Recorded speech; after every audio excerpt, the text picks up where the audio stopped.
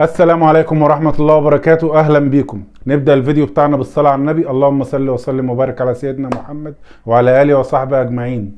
أهلا بكم في قناتنا الجديدة وحوش الأهلي. نتمنى منكم الاشتراك وتفعيل زر الجرس عشان يوصلك كل جديد وحصري.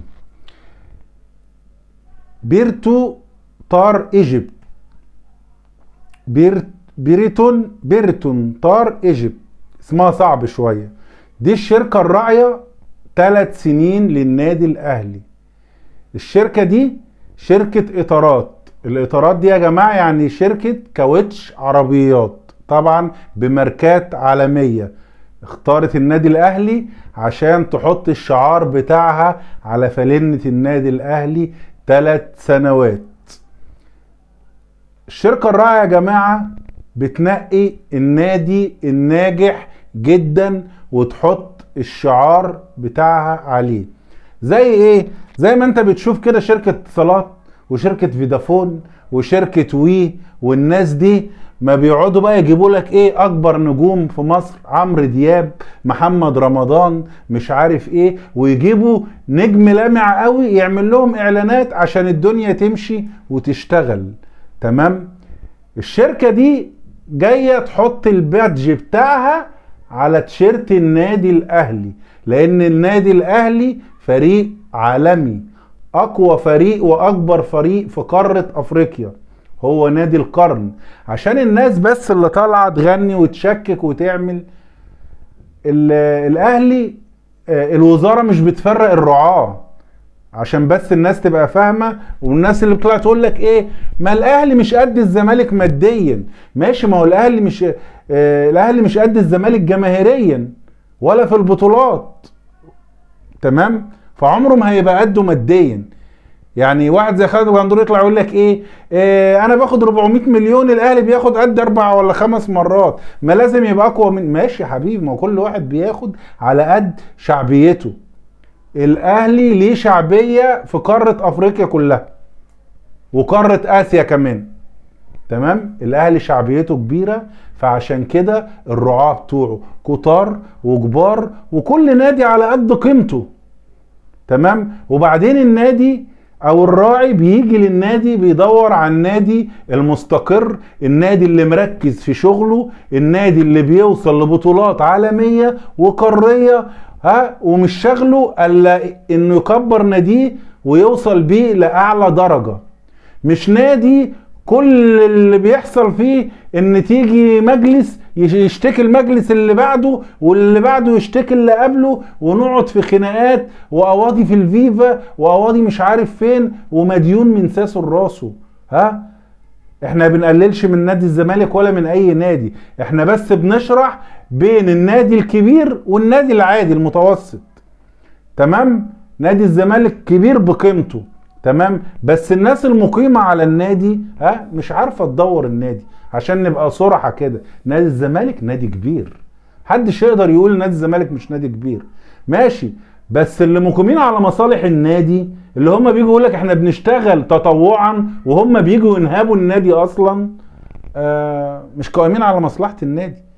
لكن النادي الاهلي نادي عمل مؤسسي، مؤسسة النادي الاهلي المصري. تمام؟ فهنا الرعاة يا جماعة بتيجي على تحط الماركة بتاعتها على الفالنة المعتمدة، على اقوى فالنة في افريقيا، عشان الماركة بتاعتها تظهر. الناس دي ما بترميش فلوسها، وبيجي يحط ليه الماركة على التيشيرت بتاعك او البادج بتاعه على التيشيرت بتاعك عشان يبقى اكتر مبيعا. يعني شوف اي راعي من رعاة النادي الاهلي لما يبقى البادج بتاعه والنادي الاهلي بيلعب في كاس العالم للانديه، البادج بتاعه بيلف العالم كله. تمام؟ فدي فلوس ودي تجاره وده بيزنس. تمام؟ نتمنى لكل انديه مصر ان هم يشتغلوا ويبقى عندهم رعاه زي النادي الاهلي ويخش لهم دخل اكتر من النادي الاهلي. احنا بنتمنى الخير لكل الناس، بس احنا بنتضايق لما تيجي حاجة جاية للنادي الاهلي تلاقي بقى المشككين ده الماركه دي من المقاطعه، ده النادي الاهلي بيتعاقد مع ناس من اللي هي مقاطعين، الناس اللي ضد الفلسطينيين، الناس اللي مش عارف ايه، كلام كله هري ونكت وهيصه. وانتوا شايفين ان النادي الاهلي اكتر فريق الحمد لله مساند للقضيه الفلسطينيه، وكلكم شفتوا العربيه اللي كانت بتروح رفح وعليها علم الاهلي منورها. تمام؟ عشان بس ايه، الناس اللي بتطلع تصطاد في الماء العكر، وهي ناس ما جواهاش الا غل وحقد. انت شايفني ناجح، اعمل زيي وانجح. ده بالنسبة للنادي الاهلي. انت شايف النادي الاهلي ناجح، جاهد وابقى زيه. جاهد يا عم وربنا هيديك. لكن الناس دي ما بتجاهدش، الناس دي بتصرف عشان توقع، ودي سياسة، بس سياسة للأسف فاشلة. تمام؟ نعدي بقى موضوع الرعاة والنادي الاهلي وكولر. يا جماعة استعيد كل اوراقه اللي كانت مصابة بالنسبة للاعيبة. كل الناس اللي طلعت تشكك وتقول لك مفيش حد رجع ومحدش عمل والتشكيل هو اللي لعب الماتش الاولاني، عادي اوكي، ممكن يبقى هو التشكيل، لكن الحمد لله كل مصابين الاهلي في التمرين، وعلى رأسهم محمد الشناوي، كله في التمرين وكله جاهز. بس مين يقول يلعب ومين يقول ما يلعبش؟ كولر. تمام؟ يعني كولر هو اللي يقول ده يلعب طبعا بأمر الطبيب، ده اللي يلعب ده اللي ما يلعبش، ده يقدر يلعب قد ايه، ده يقدر يلعب 90 دقيقة، ده 80، ده ما يلعبش خالص، ده يقدر يلعب الاسبوع الجاي، ده قبل النهائي، ده في كده. هي دي بقى الشغل بينهم وبين بعض. اما اللعيبة الحمد لله شفيت تماما من الاصابة. اما موضوع التأهيل ده بقى، ده شغل تاني، هو بقى يشوف مين الجاهز، اللي هيديله حبة حبة، اللي هيديله سنة سنة، اللي مش هيديله. هي دي حاجة بقى هو أدرى بيها. بس الحمد لله احنا اللي انطمنا ان اللعيبة رجعت بسلامة. موضوع التأهيل ان شاء الله مش هياخد وقت.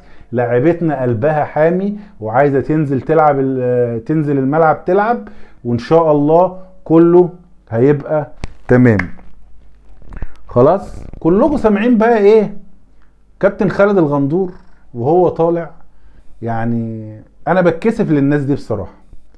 يعني الكابتن خالد الغندور طالع يقارن الكابتن محمود الخطيب بشيكابالا.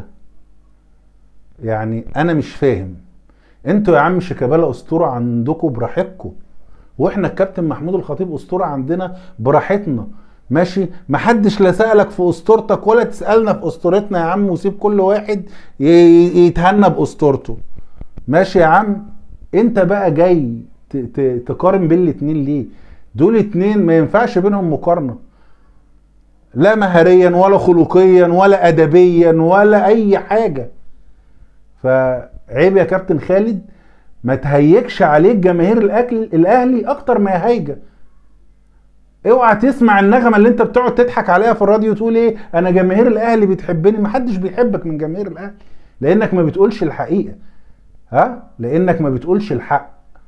انت طالع تدافع عن زيزو، وهو زيزو طالع يقول للناس ايه، زوموا على الحكم. هم خلاص سموه، يعني انتوا بقيتوا نادي حرامية الكور، وسيد زيزو بقى اسمه احمد سيد زومو. يعني خلاص اتغير اسمه خلاص كده. فيا كابتن خالد اما تيجي اتكلم في الكورة. انت راجل بتفهم في الكورة وحلوة قوي، بس اتكلم، خليك فير واتكلم في الحق، وعشان الناس ترد عليك كورة برضو. لكن هتقعد بقى تقول لي ايه هو الاسطورة كابتن محمود الخطيب وفي الزمالك اسطورة شيكابالا. يا باشا خلي اسطورتك عندكم وما تشغلش بالك.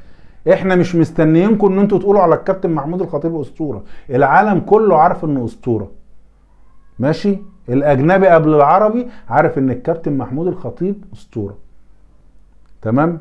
فيا غندور لم تعابينك واقعد على جنب وخليك كده ايه ريلاكس، عشان ما تتهاجمش اكتر ما انت بتتهاجم. يعني انت لحد دلوقتي عمال تتنطط في الاذاعة، ويومين مع سيف زاهر ويومين مش عارف ايه. امال لما تشتغل في قناة بقى هتعمل ايه؟ هتقعد زي ميدو تجيب ناس شمال ويقعدوا يقطعوا في الاهلي؟ ان كان ميدو بقى وان كان اسلام صادق ومحمد فاروق، وجيبوا الهجاصين والفتاجية، الناس بتوع هزازين الرؤوس دول، ونقعد نهري كلام وخلاص على الاهلي. الكلام ده ما بيبنيش. اتكلموا في مصالح ناديكم، دوروا على الغلط فين وشاوروا عليه وقولوا ده غلط عشان يتصلح.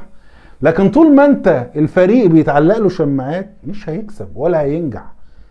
انتوا الفريق التعادل بدل ما تطلعوا تقولوا اللعيبه دي ما عندهاش ذره مسؤوليه تجاه جماهيرها اللي جايه مسافره من كل حته عشان تشجعهم، طالعين تقولوا ايه؟ الحظ وعم توفيق والحاج توفيق ما جاش ومش عارف ايه. حظ ايه وتوفيق ايه؟ الحظ بيدي المجتهد. انت طول ال90 دقيقه نايم، الحظ عمره ما هيديك في الوقت الضايع. لكن لو انت مجتهد طول ال90 دقيقة ربنا هيكافئك في الاخر ويكللك بالفوز. وبعدين يا عم انت متضايق على ايه؟ عمال تقولوا احنا مصريين وبرضه النادي الزمالك مصري ووقفوا جنبنا يا جماعة. يقفوا جنبيك في ايه؟ ده انتوا بتلعبوا مركز شباب. ده نادي الزمالك لو لعب كورة يغلب النادي ده هناك 30-0. هي فرقة بتعرف تنقل كورة اصلا؟ انتوا بقى ما صعدتوش تبقوا عجزة، دي حاجة ترجع لكم انتوا بقى. تمام؟ كده بقى خلصنا الفيديو بتاعنا يا جماعة، ونتمنى ان انتوا تشتركوا في قناتنا الجديدة. بعد اذنكم لايك وشير، واللي ما اشتركش في القناة يشترك ويفعل زر الجرس عشان يوصلوا كل جديد وحصري. السلام عليكم ومبروك للنادي الاهلي الراعي الجديد.